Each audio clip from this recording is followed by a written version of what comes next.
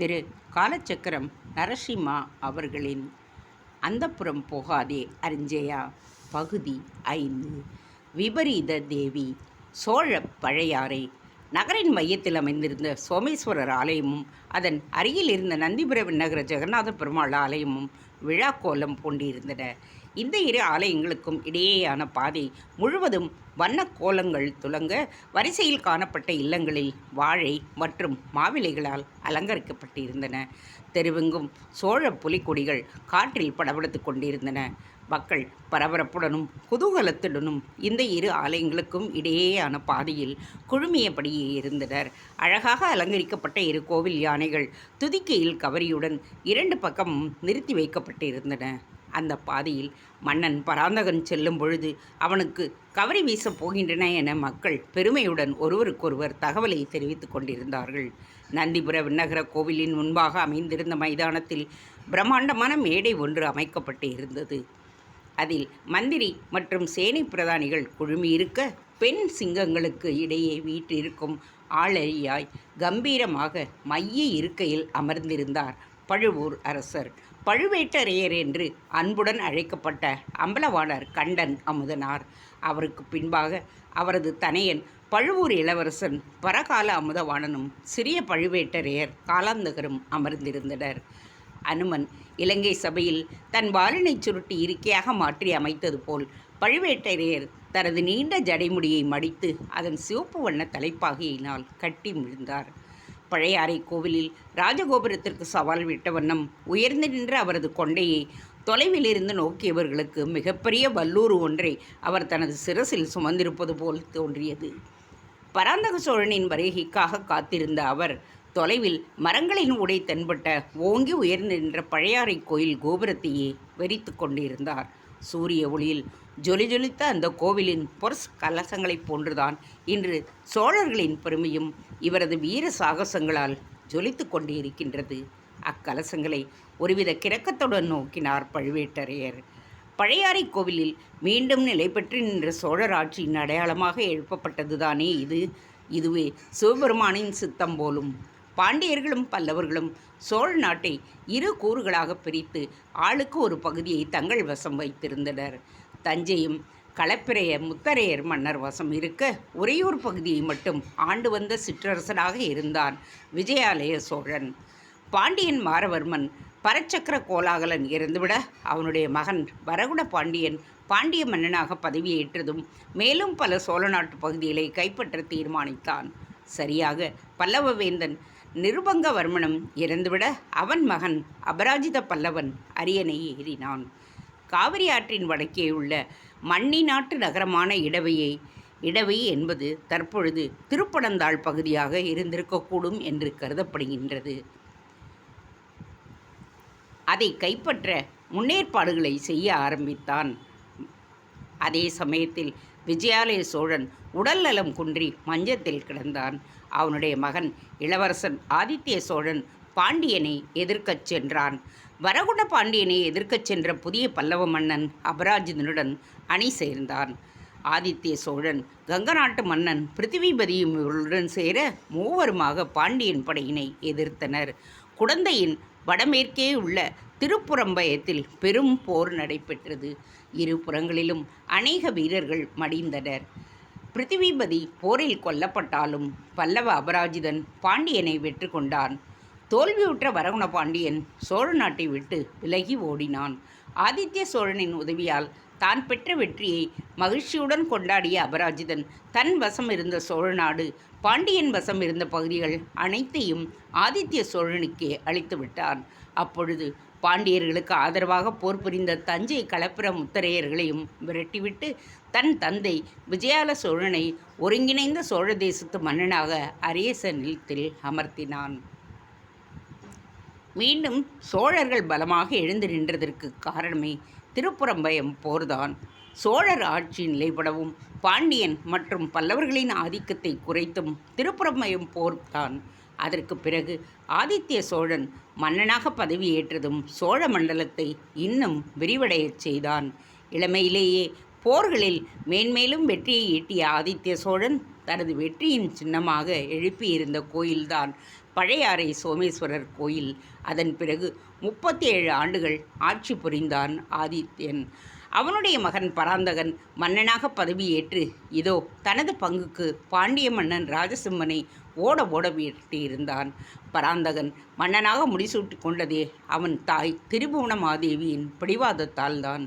திருப்புறம்பயம் போருக்கு பின்னால் பல்லவர்களும் பாண்டியர்களும் போல் வலுவிழந்து நிற்க தனது நண்பனாகிய சேரநாட்டு அரசன் தானுரவியின் துர்போதனையால் ஆட்சியை அமைக்க தனக்கு உதவிய அபராஜிதனையே அவன் எதிர்பாராத நேரத்தில் முற்றுகையிட்டு அவனை யானை மீது போரிடும்போது கொன்றான் ஆதித்யன். தன் சகோதரனை கணவன் கொன்றதால் மனமுடைந்த அவனது இளைய மனைவி திரிபுவனமாதேவி சமரசம் செய்வதற்காக அரியணைக்குரிய மூத்த மகன் கண்ணர்தேவனை ஒதுக்கிவிட்டு அவளுடைய மகன் பராந்தகனுக்கு மகுடத்தை தந்திருந்தான். பட்ட மகிழ்ச்சி இளங்கோப்பிச்சியும் அவளுடைய மகன் கண்ணர்தேவனும் இதனால் மனம் நொந்து குந்தள நாட்டிற்கு சென்று விட்டனர். குந்தள நாடும் சோழர்களின் பரம வைரியாகிவிட்டது. பராந்தகனும் தந்தை ஆதித்தனை விஞ்சிய தனையனாகிவிட்டான். பாண்டிய நாடு முழுவதையும் தன் வசம் கொண்டு வந்து மதுரையில் மன்னனாக முடிசூட்டி கொள்ள திட்டமிட்டிருந்தான். ஆனால் ராஜசிம்மன் தனது மகுடத்தை ஈழவேந்தன் 4ஆம் உதயணனிடம் கொடுத்துவிட அவன் அதை தென் இலங்கையில் பதுக்கி வைத்து விட்டான். பாண்டிய மகுடத்தை தேடி ஈழத்துக்கு படையெடுத்துச் சென்ற பராந்தகன் உதயணனை தோற்கடித்தான். பாண்டிய மகுடத்தை கைப்பற்ற இயலவில்லை என்றாலும் ஈழ நாட்டை கைப்பற்ற முடிந்ததே என்கின்ற திருப்தியுடன் சோழ நாடு திரும்பியிருந்தான். ராமனைப் போல் இலங்கையின் மீது படையெடுத்துச் சென்று வென்றதால் பராந்தகனுக்கு சங்கிரம ராகவன் என்றும் பட்டத்தினை அளிக்க பழுவேட்டரையர் தலைமையில் மந்திரி பிரதானிகள் முடிவு செய்து வைத்திருந்தனர். வெள்ளூர் போரில் பாண்டியனை அடியோடு வீழ்த்துவதற்கு பராந்தக சோழனுக்கு உதவியாக இருந்தவர் பழுவேட்டரையர்தான்.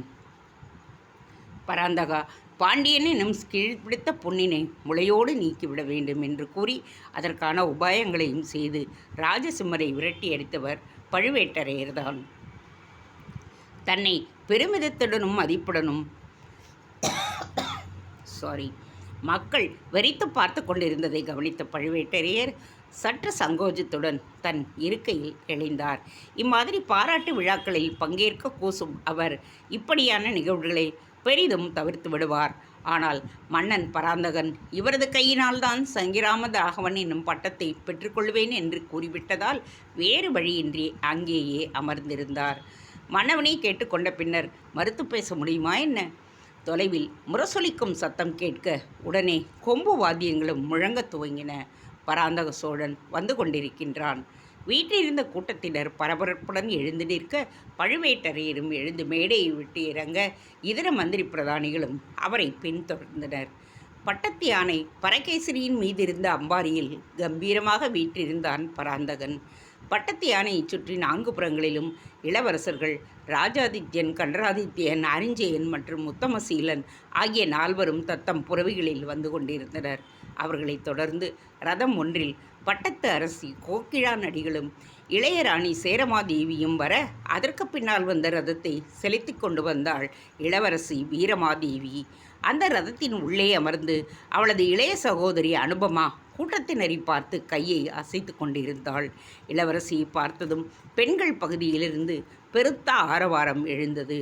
வாட்போர், குதிரை ஏற்றம், வில் பயிற்சி, ரதம் செலுத்துதல் போன்ற ஆண்மகனுக்கே உரிய அத்தனை வீர விளையாட்டுகளிலும் கை தேர்ந்தவள் வீரமாதேவி. அனுபமாவுக்கும் வீரமாதேவிக்கும் தான் எத்தனை வேறுபாடு!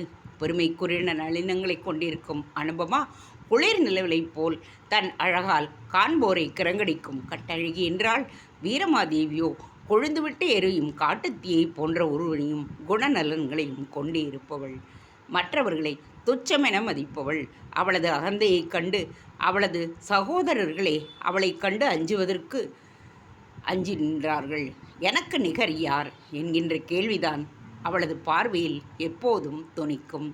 என் சகோதரர்களின் வீரத்துக்கு நான் சளைத்தவளா எனும்படியாக அலட்சியமாக குதிரையின் கடிவாளத்தை ஒரு கையால் பிடித்து கொண்டு தொலைவில் தெரிந்த விழா மேடையை நோட்டமிடத் துவங்கினாள் வீரமாதேவி. பழுவேட்டரையின் மகன் அமுதவாணன் வீரமாதேவியை கண்டதும் ஆர்வத்துடன் அவளது பார்வையில் படும்படியாக நகர்ந்து நின்றான். வெள்ளூர் போர் நடைபெற்று கொண்டிருக்கையில் இவன் முகத்தில் தைத்த எதிரிகளின் ஈட்டியை ஏற்படுத்திய காயத்தின் வடு அவன் வலது கன்னத்தில் துவங்கி நாசியின் குறுக்காக பாய்ந்து மறுபக்க கன்னத்தை எட்டியிருந்தது. அந்த வீரவடுவை தடவியபடியே தானும் ஒப்பற்ற வீரன் என்பதை வீரமாதேவிக்கு உணர்த்த முயன்று கொண்டிருந்தான் அவன். அவனது தந்தை பெரிய பழுவேட்டரையர் அவனிடம் கட்டளையிட்டிருந்தார். வெள்ளூர் போரை வென்று கொடுத்ததற்கு பரிசாக மன்னன் பராந்தகன் இளவரசி வீரமாதேவியை உனக்கு மனையாளாக தரப்போவதாக வாக்கு தந்துவிட்டார். இனி வீரமாதேவியை கவரும் வண்ணம் நீ அவளுடன் பழக வேண்டும் என்று அமுதவாணனுக்கு அறிவுரையும் செய்திருந்தார். வீரமாதேவியை தனது வருங்கால மனையாளாகவே நினைக்க துவங்கிவிட்டான் அமுதவாணன். மிகவும் சிரமப்பட்டு அவன் கண் பார்வையில் படும்பாக வந்து நிற்க அவளது கண்களோ அவன் மீது பதியாமல் அவனை கடந்து வேறெங்கோ நோக்கி கொண்டிருந்தன. அமுதவாணனின் கண்கள் வீரமாதேவியை சுட்டி கொண்டிருக்க தேரில் இருந்த அனுபமாவின் கண்களோ பட்டத்து இளவரசன் ராஜாத்தியத்தின் பின்பாக தன் வெண்குதிரையை செலுத்தி கொண்டிருந்த நந்திபுர அரசன் வெள்ளம் குமரன், இவனை வேலன் குமரன் என்றும் அழைக்கப்படுபவன், அவன் மீது படர்ந்து நின்றன. வடபுலை சேனை தலைவனாக நியமிக்கப்பட்டிருந்த ராஜாதியத்தினின் துணை சேனாதிபதிதான் வெள்ளம் குமரன். அனுபமாவின் கண்கள் வெள்ளங்குமரனின் பரந்த முதுகினையே வெறுத்து கொண்டிருந்தன. அவனுடைய இடையில் காணப்பட்டிருந்த உரையில் சொருகப்பட்டிருந்த அவனது வாள் மிக கனமானது என்று கேள்விப்பட்டிருக்கிறாள். அந்த வாளை காட்டிலும் அவனே மன உறுதியும் கனமான கொள்கைகளையும் உடையவன் என்பதையும் அவள் அண்மையில் அறிந்திருந்தாள். என்னவோ தெரியவில்லை, அவனை காணும் போதெல்லாம் அனுபமாவிற்கு அவனை பார்த்து கொண்டே இருக்க வேண்டும் போல் ஒரு எண்ணம். 40 பிராயங்களை பூர்த்தி செய்துவிட்ட ஒரு ஆண்மகன் 20 பிராயங்களையே இன்னும் எட்டிப்பிடித்திராத ஒரு பெண்ணை எதனால் இருக்க வேண்டும்? சேர நாட்டின் சிற்றரசுகளில் ஒன்றான நந்திபுரத்தை ஆண்டு வரும் வெள்ளம் குமரன் ராஜாத்தியத்தினின் ஆருயிர் நண்பன். நந்திபுர நாயகி என்கின்ற பெண்ணை மணந்து அவளிடம் நந்திகுலவல்லி என்கின்ற பெண் குழந்தையை பெற்றுக்கொண்டாள். பெண்ணை பெற்றதுடன் தன் கடமை முடிந்துவிட்டது என்பது போல் நந்திபுர நாயகி மரணமடைய அவள் நினைவாக வாழ்ந்து கொண்ட வெள்ளங்குமரன் மறு விவாகம் செய்து கொள்ளாமல் தன் மகளை வளர்த்து வந்தான். இறந்துவிட்ட தன் மனையாளின் நினைவுடன் வாழ்ந்து மற்றொரு மனைவியை நாடாத அவனது குணம்தான் அனுபமாவை பெரிதும் ஈர்த்தது. ஒரு மனைவி இருக்கும் பொழுதே அரசியல் உறவுகளை பலப்படுத்துகிறேன் என்கின்ற பெயரில் பல மனைவிகளை மணக்கும் மன்னவர்கள் சோழ நாட்டில் ஒன்றும் புதிதல்லவே. அவளது தந்தை பராந்தகனுக்கே 2 மனைவிகள் என்கின்ற போது வெள்ளங்குமரன் மற்றொரு விவாகம் செய்து கொண்டால் யாரால் கேட்க முடியும்? ஆனால் தன் மகளுக்காக மறு விவாகம் செய்து கொள்ளாமல் தன் வாழ்வையே ஒரு தியாக காவியமாக மாற்றிக்கொண்டிருந்தான் வெள்ளங்குமரன்.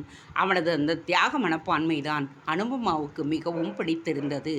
இறந்தவளின் நினைவாக வாழ்வது என்பது சோழ நாட்டை பொறுத்தவரை விந்தையை தரும் ஒரு செயல்தான். வெள்ளங்குமரனின் இந்த தியாகம் பலராலும் அதிசயத்துடன் பேசப்பட்டது. மீண்டும் மனம் செய்து கொண்டால் வரவிருக்கும் புதிய மனைவி தனக்கும் தன் மகளுக்கும் இடையே கல் திரையை எழுப்பிவிடுவாள் என்று அடிக்கடி அவன் கூறி வருவதாக ராஜாதித்யன் அனுபமாவிடம் கூறியே இருந்தான். முதலில் அதை ஆச்சரியமாக கேட்டவளுக்கு பிறகு அவனது அந்த கொள்கை பிடிப்பு அவனை ஆண் மக்களிடையே வித்தியாசமானவனாக காட்டியது. அதனால் அவனை கவனிக்கத் தொடங்கிய அனுபமா சிறிது சிறிதாக அவன் கம்பீரத்தில் கட்டுண்டு போனாள். 40 வயதிலும் வெள்ளங்குமரனின் தேகம் யவனத்தை இழக்கவில்லை. இதோ வீரமாதேவியை கவர்வதற்காக முயல்கின்றான் அமுதவாணன். அவனைப் போலவே அல்லாமல் அங்கே பெண்கள் அநேகம் பேர் இருப்பினும் அவர்கள் பக்கம் கூட திரும்பாத நற்பண்பை கொண்டிருந்த வெள்ளங்குமரன். மிடுக்கான உடலமைப்பு இருப்பினும் அதை வெளிக்காட்டாத அடக்கமான ஆடை அலங்காரம், நெற்றியில் வழக்கம்போல் துலங்கும் சிந்தூர திலகம் என்று கம்பீரத்தின் மொத்த உருவமாகவே அவன் இருந்தான். அவன் ஒரு தலைமுறை மூத்தவனாக இருந்தால் என்ன, நாம் ஏன் அவனை திருமணம் செய்து கொள்ளக்கூடாது? இறந்தவளுக்காக விசுவாசமாக இருக்கும் இத்தகைய வீரனின் பெற எவ்வளவு பாக்கியம் செய்திருக்க வேண்டும். கட்டியங்காரனின் குரல் அனுபமாவின் சிந்தனையின் ஓட்டத்திலிருந்து அவளை நிகழ்காலத்திற்கு இழுத்து வந்தது. வீராதி வீரன் வீரப்பிரதாபன் ராஜசிம்மனை வீழ்த்திய வீரநாராயணன், சிங்களாந்தகன் மதுராந்தகன், வீர சோழர்குல பெருமானார் விக்ரமசிங்கர், குஞ்சர மல்லர், சோழ சிகாமணி, வீர சிகாமணி, பழாந்தக சோழர், என்று பலத்த ஆரவாரங்களுக்கிடையே யானையின் மீது இறங்கி மேடையின் மீது ஏறி மக்கள் கூட்டத்தை பார்த்து புன்னகையுடன் கைகளை குவித்தான் பராந்தக சோழன். சென்னி பேரரையர் வாகை மாலை ஒன்றை மன்னருக்கு அளிக்க பழுவேட்டரையர் தன் கையில் இருந்த பட்டோலையை பிரித்து வாசிக்கத் தொடங்கினார். வெங்கோல் வேந்தர் கயல்நாடும் ஈழமும் கொண்ட திறன் செங்கோல் சோழன் கோழி வேந்தன் செம்பியன் பொன்னிற தன் கோல் வளையார் பாடிடும் அணிதிலம்பயன் அம்பலத் தொண்டர் எமது பராந்தக சோழர் ஈழ மன்னன் கස්සப உதயனை புறமுதுகு ஓடச் செய்து ரகுகுலராமனாக வெற்றி கொண்டு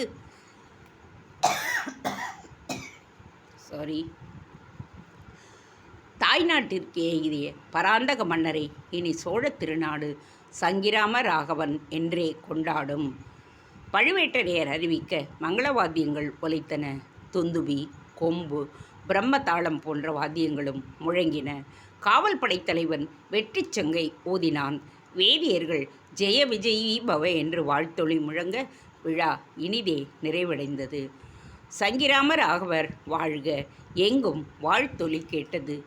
தனது சிரம் தாழ்த்தி மக்களின் வாழ்த்தொலியை ஏற்றுக்கொண்ட பராந்தகன் பழுவேட்டரையரை நோக்கி தலையசைத்தான். மேடையை விட்டு இறங்கி தனது பட்டத்து யானையின் மீது ஏறிக்கொள்ளாமல் தனது தேவியார் வந்திருந்த ரதத்தை நோக்கிச் சென்றான். சங்கிரம ராகவர் மன்னர் பராந்தக சோழர் சோமேஸ்வரர் ஆலயத்தில் தன் தேவிமாருடன் ஏகாந்த பூஜை செய்வார். கட்டியங்காரன் அறிவிக்க பழுவேட்டரையர் ஒருவித மர்ம புன்னகையுடன் தனது மகன் அமுதவாணனை பார்த்தார். மன்னர் ஏகாந்த தரிசனத்திற்கு போகிறார். கோவில் பவிஷ்யக்காரர் மடத்திலிருந்து தலைமை ஜோதிடர் வாகீச சிந்தாமணி வரவழைக்கப்பட்டிருக்கிறார். அவரிடம் கலந்து ஆலோசித்து வீரமாதேவிக்கும் அமுதவாணனுக்கும் திருமணத்தை நிச்சயம் செய்துவிட நினைக்கின்றார். தன் தந்தை தன்னை நோக்கி குறிப்பு உணர்த்துவதை கவனிக்காமல் அரண்மனைக்கு புறப்பட தயாராக இருந்த வீரமாதேவியின் கவனத்தை தன்பால் ஈர்க்கப்படாத பாடுபட்டு கொண்டிருந்தான் அமுதவாணன். அதை கவனித்துவிட்ட அனுபமா அவன் மீது பரிதாபம் கொண்டாள். இந்த மீராதேவிக்கு தான் என்ன கல்மனது? அவன் வருங்கால நாதன்தானே, அவனுடன் சற்று பேசினால்தான் என்ன? வீரமாதேவி பாவம், அவர் உன் கவனத்தை பெற மிகவும் அல்லாடுகின்றாரே, சற்று நின்று அவருடன் நயன மொழியில் அளவலாவக்கூடாதா என்ன? தமக்கையை கடிந்து கொண்டாள் அனுபமா. யார் அவன்? என்னுடன் நயனமொழி பேச துடிக்கின்றானா? புறவிகளை சாட்டையால் அடித்து அரண்மனை செல்லும் பாதையில் திருப்பினாள் வீரமாதேவி. அனுபமா அதிர்ந்துதான் போனாள். ஏன் இப்படி பேசுகிறாய் வீரமாதேவி? அங்கே பழுவேட்டரையின் மகனும் பழுவூர் இளவரசனுமான அமுதவாணன் நிற்கின்றாரே, நீ கவனிக்கவில்லையா? உன் கவனத்தை கவரத்தானே தன் முகத்தில் இருந்து வீரத்தழும்பை தடவிடியபடியே உன்னை விழுங்குவது போல் பார்த்து கொண்டிருக்கிறார். ஓ, அவனா? முகத்தை சொரிந்து கொண்டிருந்ததால் யாரோ அரிப்பு நோய் உள்ளவன் என்று நினைத்து விட்டேன்.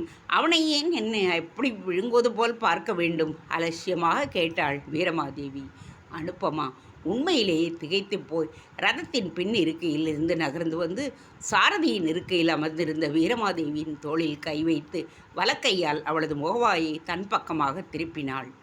விளையாடாதே வீரமாதேவி, உன்னை அமுதவாணனுக்கு திருமணம் செய்து தருவதாக நம் தந்தை பராந்தகர் பழுவேட்டரையருக்கு வாக்கு தந்திருக்கிறார் என்பதை மறந்துவிட்டாயா? கவலையுடன் கேட்டாள் அனுபமா. அந்த அமுதவாணன் பழுவேட்டரையரின் எத்தனாவது மனைவிக்கு பிறந்த எத்தனையாவது பிள்ளை? பழுவேட்டரையரே அன்றாடம் ஒரு மனைவியை திருமணம் செய்து கொள்கிறார். போரில் அவர் பெரும் ஒவ்வொரு வீரத்தழும்பிற்கும் ஒரு மனைவியை ஏற்படுத்தி கொள்கிறார். அவர் உடலில் இருக்கும் தழும்புகளை மட்டுமல்ல, அவரது மனைவிகளையும் எண்ணி பார்க்க முடியாது. மாடுகளை கொட்டகையில் அடைத்து வைப்பது போல தன் மாளிகையில் பெண்களை அடைத்து வைத்திருக்கிறார். அந்த பெண்களோடு பெண்களாக நானும் அடைந்து கிடக்க வேண்டுமா என்ன? இன்னொரு முறை அந்த குடும்பத்தை பற்றி என்னிடம் பேசாதே. வீரமாதேவியின் குரல் காட்டத்துடன் ஒலித்தது. அனுபமா திகிலுடன் அவளை நோக்கினாள். வீரமாதேவி, உன் முடிவினால் எவ்வளவு விபரீதங்கள் நிகழும் என்பதை நினைத்து பார்த்தாயா? பழுவூருக்கும் கொடும்பாளூருக்கும் நமது சோழ நாட்டை தாங்கி நிற்கும் 2 தூண்கள் உன்னை பழுவேட்டரையின் மருமலாக தாரை வார்த்து தந்து பழுவூருடன் உறவை பலப்படுத்த நினைத்துள்ளார் நம் அப்பா. வெள்ளூரில் பாண்டியனை வெல்வதற்கு பழுவேட்டரையரே காரணம். அந்த நன்றியில்தான் உன்னை அமுதவாணனுக்கு தருகிறேன் என்று வாக்கு கொடுத்துள்ளார். அவரது வாக்கு என்ன ஆவது? அமுதவாணனுக்குத்தான் என்ன குறை? மாவீரன் அவன். பாண்டிய தளபதியை வெட்டி வீழ்த்தியதே அவன்தான். வீரமாதேவி அலட்சியத்துடன் சூழ் கொட்டினாள். எனக்கு வாய்ப்பு கிட்டியிருந்தால் நான் கூடத்தான் பாண்டியன் தலையை வாங்கி இருப்பேன். என் வாழ்வீச்சிற்கு ஈடாகுமா அந்த அமுதவாணனின் வீரம்? அவன் முகத்தை நீ பார்த்திருக்கின்றாயா? கம்பளிப்பூச்சி ஒன்று ஊறுவது போல் பெரிய தழும்பு ஒன்று அவனது வலது கன்னத்தில் துவங்கி இடது கன்னத்து வரை நீண்டிருக்கின்றதே. அந்த முகத்துடனா நயனமொழியை பேசச் சொல்லுகின்றாய்? தன் சகோதரியை ஒருவித எரிச்சலுடன் கேட்டாள் வீரமாதேவி. ஆண்களுக்கு அழகு தேவையா என்ன மாதேவி? வீரமும் மற்றவர்களை போஷிக்கும் தயாள குணமும் தானே ஆண்களுக்கு இன்றியமையாதது. தனது சொற்களை எச்சரிக்கையுடன் கையாண்டாள் அனுபமா. எந்த கணமும் ருத்ர தாண்டவம் ஆடக்கூடியவள்தான் அவளுடைய தமக்கை. வீரமாதேவி இகழ்ச்சியுடன் தன் தங்கையை பார்த்தாள். ஆண்களுக்கு எதற்கு அழகு என்றா கேட்கின்றாய்? இறைவனின் படைப்பில் ஆண் உயிரினங்கள்தான் அழகு வாய்ந்தவை. ஆண் சிங்கத்திற்கு பிடருமுடி, ஆண் யானைக்கு தந்தம், ஆண் மயிலுக்கு தோகை என்று அழகானவை எல்லாமே ஆண் வர்க்கத்தை சார்ந்தவையே. குழந்தைகள் ஒரு ஓவியத்தினை வரையும் பொழுது அதனை ஊக்குவிக்க ஒரு தாய் அதை பாராட்டுவது போல ஆண்களும் பெண்களை அழகாக இருப்பதாக கூறி அவர்களை திருப்திப்படுத்த நினைக்கின்றனர். ஆனால் ஆண்மகன்தான் உண்மையில் அழகு வாய்ந்தவன். என்னை பொறுத்தவரை பெண்களாகிய நாம் அணிந்து கொள்ளும் மிகவும் அழகிய ஆபரணம் ஒரு அழகான ஆண்தான். அழகும் யவ்வனமும் கம்பீரமும் கொண்ட ஒரு ஆண்மகன் நாயகனாக வாய்த்துவிட்டால் அந்த பெண்ணுக்கு இதர ஆபரணங்களோ பட்டாடைகளோ தேவையே இல்லை. வீரமாதேவி சம்பாஷிக்கும் பொழுதே அவளுடைய இதயத்தில் தன் வருங்கால நாதனின் ஓவியத்தை தீட்டிக் கொண்டிருப்பதை நன்கு உணர்ந்தாள் அனுபமா. அவளது மனம் அமுதவாணனின் பால் திரும்புவதற்கு இனி வாய்ப்பே இல்லை என்பதையும் அவள் உணர்ந்து கொண்டாள். மாதேவி பெண்களுக்கும் குறிப்பாக அரசகுல பெண்களுக்கு கணவரை தேர்ந்தெடுக்கும் உரிமையை தருகின்றார்களா என்ன? அரசியல் உறவுகள் பலப்பட வேண்டுமென்றால் நம் தந்தை நமக்கு பேசி முடிக்கும் மன்னர்களைத்தான் நாம் மணந்து கொள்ள வேண்டும். இதுதானே நியதி? அனுபமா கேட்க அவளை திரும்பிக் கூட பாராமல் பதில் தந்தாள் வீரமாதேவி. சோழ பழுவூர் உறவு புலப்பட வேண்டும் என்பதற்காக, அது பலப்பட வேண்டும் என்பதற்காகவும் ஒரு குருவனுடன் வாழ்க்கை நடத்த வேண்டுமா என்ன? முடியவே முடியாது. உலகிலேயே யார் சுந்தர புருஷனோ அவனே என் கணவன். முடிந்தால் மன்னர் அப்படி ஒரு நாதனை எனக்கு தேடி தரட்டும், அல்லது என் நாதன் யார் என்பதை நானே முடிவு செய்து கொள்கிறேன். வீரமாதேவி தீவிரத்துடன் கூற அனுபமா வாயடைத்து போனாள். உலகிலேயே சுந்தர புருஷன்தான் அவளது கணவனாக அமைய வேண்டும் என்கின்றாளே வீரமாதேவி. ஒரு ஆண் அழகானவன் என்று எப்படி முடிவு செய்வது? அனுபமாவை பொறுத்தவரை அவளது கண்களுக்கு வெள்ளங்குமரன் அழகாக தெரிகிறான்.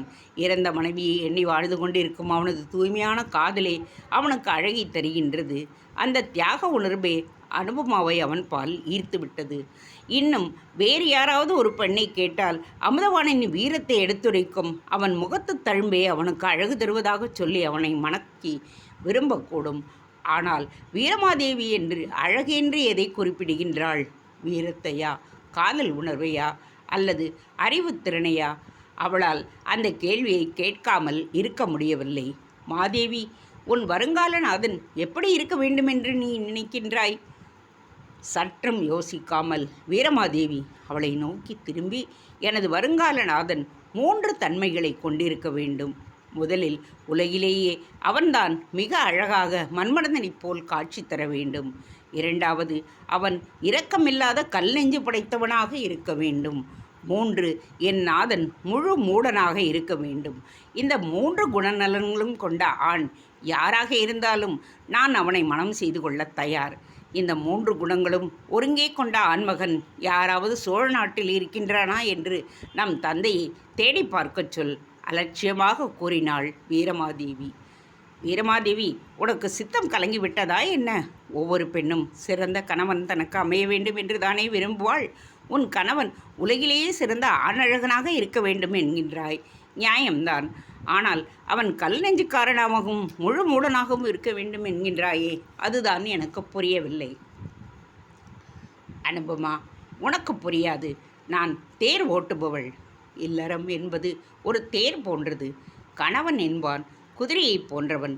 குதிரை மிகவும் அழகும் கம்பீரமும் நிறைந்த பிராணி. அதனிடம் வேகம் உண்டு. வேகம் இருக்கும் குதிரைக்கு கட்டளைகளை அடிபணிய தெரியும். ஆனால் அதற்கு பாதை பகுத்தறிவு செல்லும் குணம் கிடையாது. சாட்டை அடிகளை கொண்டே தான் சாரதியின் மனக்கருத்தை அது அறிந்து கொள்ளும். கணவனும் அதுபோல்தான். மனைவி என்னும் சாரதி தனது காதல் கோட்டை என்னும் சாற்றை கொண்டு கணவன் என்னும் அந்த புறவியை வழி நடத்துகின்றாள். குதிரைக்கு கண் திரைகளை அணிவித்து அதை இருபுறமும் பார்க்க விடாமல் நேர்பாதையை மட்டுமே காண வைத்து செலுத்துவதுதான் திறமையான மனைவி. நமது சோழ அரசர்களைப் பார். ஒவ்வொருவருக்கும் நம் தந்தையாரையும் சேர்த்துத்தான் சொல்லுகின்றேன். பல மனைவிகள்.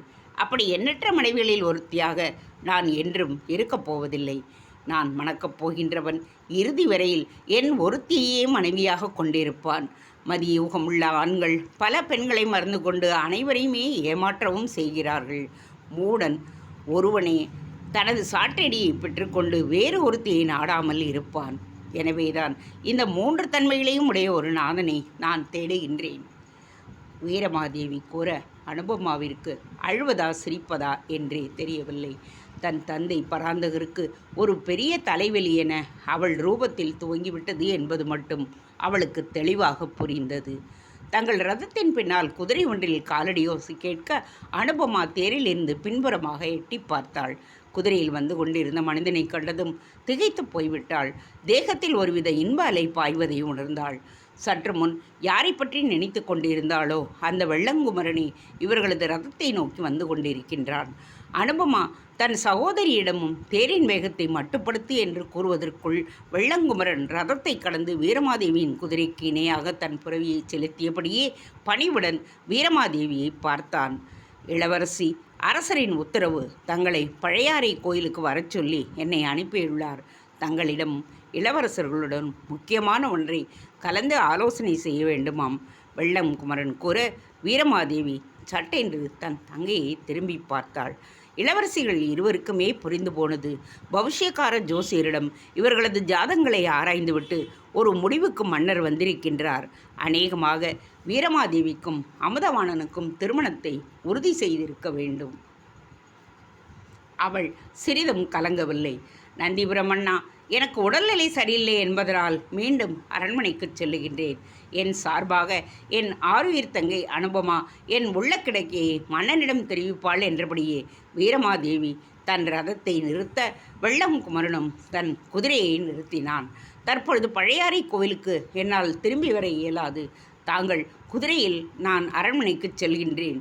நீர் என் ரதத்தில் அனுபமாவை கோவிலுக்கு அழைத்துச் செல்லுங்கள் என்று கூறியவள் அவன் பதிலுக்கு கூட காத்திராமல் ரதத்திலிருந்து கீழே குதித்தாள்.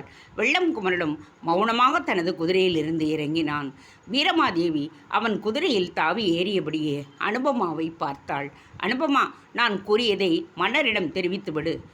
முற்றிய பழம் இந்த மாவடு எனக்கு தேவையில்லை. மண் கலயத்தில் அமுதத்தை அருந்துவதை விட தங்கக்கோப்பையில் ஆழகால நஞ்சையை அருந்துவதையே நான் சித்தமாக இருப்பதாக மன்னனிடம் தெரிவித்துவிடு என்று கூசாமல் சொன்னவள் குதிரையின் விழாவில் தன் காயலால் உதைக்க அது அலறி கொண்டு ஓடியது. வெள்ளங்குமரன் தன் குதிரையை என்றுமே உதைத்தது கிடையாது. அதன் மீது ஏறியதும் அதன் பிடரியை தடவித் தருவான். குறிப்பை உணர்ந்து குதிரையும் புறப்படும். வீரமாதேவியிடம் தன் ஆயுர் குதிரை உதைப்பட்டதை காணச் சகியாமல் கண்களை மூடியபடியே அனுபவம் பக்கத்தை முகத்தை திருப்ப அவனது அந்த செய்கை அவளை நெகிழச் செய்தது. தன் குதிரையிடம் கூட வாஞ்சியை காட்டும் இந்த கம்பீரமான ஆண்மகன்தான் உண்மையிலேயே சுந்தர புருஷன். அவன் ரதத்தை செலுத்த தான் அதில் அமர்ந்து செல்லப் போகின்றோம் என்கின்ற நினைவே அவளுக்கு பரவசத்தை தந்தது. என்ன செய்வது என்பது போல் தயங்கிய வெள்ளங்குமரன் ரதத்தில் ஏறி அதை தான் வந்த பாதையிலேயே திருப்பினான். மீண்டும் பழையாறை கோவிலை நோக்கி செலுத்தினான். தானும் வெள்ளங்குமரனும் தனித்து இருக்கின்றோம் என்ற நினைவே அனுபமாவிற்கு சற்று துணிவை கொடுத்தது. அவனால் தான் ஈர்க்கப்பட்டு இருக்கிறோம் என்பதை அவனிடம் தெரிவிக்கப்படலாமா? இதைவிட சிறந்த சந்தர்ப்பம் மறுபடி அவளுக்கு கிடைக்காதே. ராஜாதித்யன் மூலம் வெள்ளங்குமரனை பற்றி பல தகவல்களை திரட்டி வைத்திருந்தாள் அவள். அவனும் சேர நாட்டைச் சேர்ந்த ஒரு சிற்றரசன், மனைவியை இழந்தவன். அண்ணன் ராஜாதித்யனின் ஆருயிர் நண்பன். மாவீரன் பெண்களை மதிக்கத் தெரிந்தவுடன் இதைவிட ஆண்மகனுக்கு வேறென்ன தகுதிகள் வேண்டும்? தேங்க்ஸ் ஃபார் வாட்சிங். Please subscribe.